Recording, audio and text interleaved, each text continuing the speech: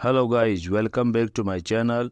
Guys, आज की ये क्लास कुछ खास होने वाली है क्योंकि आज की इस क्लास में हम डिस्कशन करने वाले हैं has, have, has, had, had जैसे यूनिक कॉम्बिनेशन के बारे में, जो कि राइटिंग और स्पीकिंग दोनों में लर्नर को कंफ्यूज करता है। तो चलिए आज इन्हें हम सीख ही लेते हैं। ये कुछ सेंटेंसेस लिखे हुए हैं जिन्हें पढ़कर आपको लगेगा कि ये सही है या फिर गलत हैं। तो गाइज, इन्हें जानने के लिए बने रहें इस वीडियो के एंड तक। सेंटेंस दिए हैं I had lunch, I have had lunch, I had lunch, she has had lunch, she had had lunch. तो गाइज, यहाँ सबसे पहले बात तो यह है, हैज, हैव, हैड को किसी भी सेंटेंस में हम दो प्रकार से प्रयोग करते हैं। मतलब हुआ कि इनका प्रयोग किसी भी प्रकार के सेंटेंस में दो तरीके से किया जाता है, एक मेन वर्ब के रूप में और दूसरा हेल्पिंग वर्ब के रूप में। जब मेन वर्ब के रूप में इनका प्रयोग होता है तो ये दो प्रकार से मीनिंग देते हैं। एक मीनिंग होता है टेक, ईट और ड्रिंक के सेंस में, तो दूसरा मीनिंग होता है कोई चीज पास में होने के सेंस में, जैसे कोई चीज आपके पास हो। हेल्पिंग वर्ब के रूप में एंड मेन वर्ब से पहले इसका यूज करके सेंटेंस को पहचानने में इसका प्रयोग किया जाता है। अब बात ये आती है कि हम कैसे जाने कि एक्चुअल में ये हेल्पिंग वर्ब हैं या मेन वर्ब हैं। तो आइए इस कंफ्यूजन को दूर कर लेते हैं। ये कंफ्यूजन तब उत्पन्न होता है जब ये वर्ब्स एक साथ आ जाती हैं, यानी कि मेन वर्ब के रूप में भी और हेल्पिंग वर्ब के रूप में भी। लेकिन ये केवल समझने का अंतर होता है। जब आप हेल्पिंग वर्ब के रूप में यूज करने या होने की बात करें तो यह प्रेजेंट के परफेक्ट टेंस में यूज होती है। ये तभी किसी कार्य के समाप्त या पूर्ण होने की बात बताती है।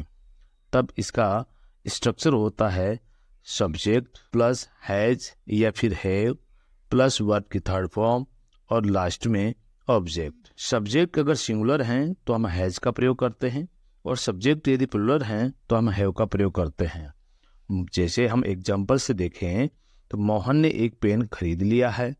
इसका मतलब है Mohan has bought a pen. यहाँ हमने हैज का प्रयोग किया क्योंकि मोहन सिंगुलर सब्जेक्ट है। मैंने उसे अपनी कार दे दी है, तो इसे इंग्लिश में बोलेंगे I have given him my car, I have given him my car. Bus चली गई है, the bus has left, the bus has left. बरसात हो गई है तो it has rained, it has rained. पिताजी बाहर चले गए हैं तो father has gone out, father has gone out. अगर हम हैज हैव के पास्ट फॉर्म की बात करें तो इनका फास्ट फॉर्म होता है हैड, जो कि बीती हुई घटना को बताती है।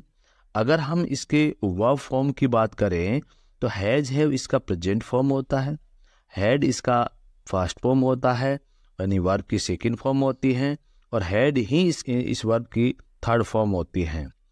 यहाँ पर अगर हम हैड प्लस वर्ब की थर्ड फॉर्म की बात करें तो ये पास्ट परफेक्ट टेंस को बताती है। इसके सेंटेंस में यूज करने के लिए हमें ये जानना होता है कि पास्ट परफेक्ट टेंस में हैड प्लस वर्ब की थर्ड फॉर्म के साथ सिंपल पास्ट टेंस यानी कि वर्ब की सेकंड फॉर्म का प्रयोग किया जाता है। क्यों? क्योंकि पास्ट परफेक्ट टेंस किसी एक घटना या एक्शन को बताने के लिए नहीं होता। जैसे he had gone out when I went in. मतलब हुआ कि जब मैं अंदर गया तो बाहर चला गया था। Next, it had rained before I reach to school. मेरे स्कूल पहुंचने से पहले बरसात हुई थी। तो गाइज, ये तो थे हैज एव हैड के प्रेजेंट या पास्ट के परफेक्ट टेंस के अनुसार यूसेज। अब हम देखेंगे कि क्या इनको किसी सेंटेंस में एक साथ भी यूज किया जा सकता है। तो जब भी ऐसे सेंटेंसेस आपको सुनने या देखने या पढ़ने को मिले तो ध्यान रखें, सब्जेक्ट के तुरंत बाद हेल्पिंग वर्ब के रूप में इनका यूज होता है, यानी प्रयोग हुआ है। वह इसके बाद वर्ब की थर्ड फॉर्म के रूप में इनका प्रयोग हुआ है। तब इनका मीनिंग विशेषकर ड्रिंक, ईट, टेक के सेंस में पढ़ा जाता है। For example, she has had her lunch. She has had her lunch मतलब ये हुआ कि उसने अपना लंच कर लिया है। आई हैव हैड टी मतलब हुआ कि मैंने चाय पी ली है।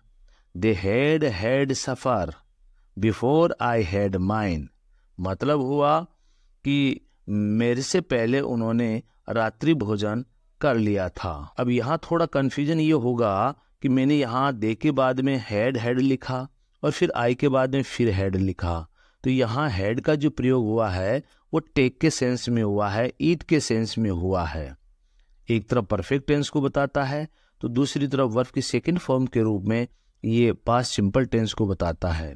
अगर हमें हैज हैव हैड को नॉन एक्शन वर्ब के रूप में पढ़ना होता है या यूज करना होता है तो ये आपके पास किसी चीज के होने की बात बताते हैं, जैसे कि इनका स्ट्रक्चर होता है subject plus has have had plus object. For example she has a, इसका मतलब हुआ कि उसके पास एक पेन है।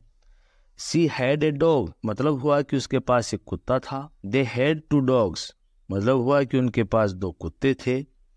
हे गाइज, कई बार आपको हैज हैव हैड के तुरंत बाद 2+ वर्ब की फर्स्ट फॉर्म नजर आता है। ये तब लिखना या बोलना होता है जब आपको या किसी व्यक्ति को कोई कार्य करना पड़ता है या फिर पड़ता था, अर्थात जब किसी कार्य को करने के लिए एक्सटर्नल फोर्स काम करती हैं। ऐसी कंडीशन में आप इनके तुरंत बाद 2+ वर्ब की फॉर्म का यूज करते हुए आप इन्हें पढ़ते हैं। जैसे एग्जाम्पल के तौर पर I have to go there daily मतलब हुआ कि मुझे वहाँ प्रतिदिन जाना पड़ता है। The peon has to come in time मतलब हुआ कि पियोन को समय रहते हुए आना होता है। I had to go there मतलब हुआ कि मुझे वहाँ जाना पड़ा। We had to obey our boss हमें अपनी बॉस का आज्ञा पालन करना होता है। तो है गाइज, तो नॉन एक्शन वर्ब के रूप में यूज करते समय केवल अफर्मेटिव सेंटेंस में तो सब कुछ ठीक से समझ में आता है, पर जब नेगेटिव और इंट्रोगेटिव सेंटेंस बनाने की बात आती है तो स्ट्रक्चर चेंज हो जाता है, जो इस प्रकार से हैं। जब आप नेगेटिव सेंटेंस बना रहे होते हैं तो स्ट्रक्चर होता है सब्जेक्ट प्लस डू डज और डिड जो कि सब्जेक्ट के अनुसार लगते हैं। इसके बाद हम लिखते हैं नॉट और उसके बाद हम लिखते हैं केवल हैव। गाइज ध्यान रहे सब्जेक्ट सिंगुलर हो या प्लूरल हो सभी के साथ हैव लगेगा। लास्ट में हम लिखेंगे ऑब्जेक्ट। अगर हमें इंट्रोगेटिव सेंटेंस बनाना है तो हम हेल्पिंग वर्ब डू डज और डिड को सब्जेक्ट से पहले इन्वर्जन करेंगे, अर्थात उससे पहले लिखेंगे। For example she does not have a car मतलब हुआ कि उसके पास कार नहीं है। अगर मैं कहूँ I do not have a car इसका मतलब हुआ कि मेरे पास कार नहीं है। और अगर मैं कहूँ कि did she have a dog क्या उसके पास कोई कुत्ता था।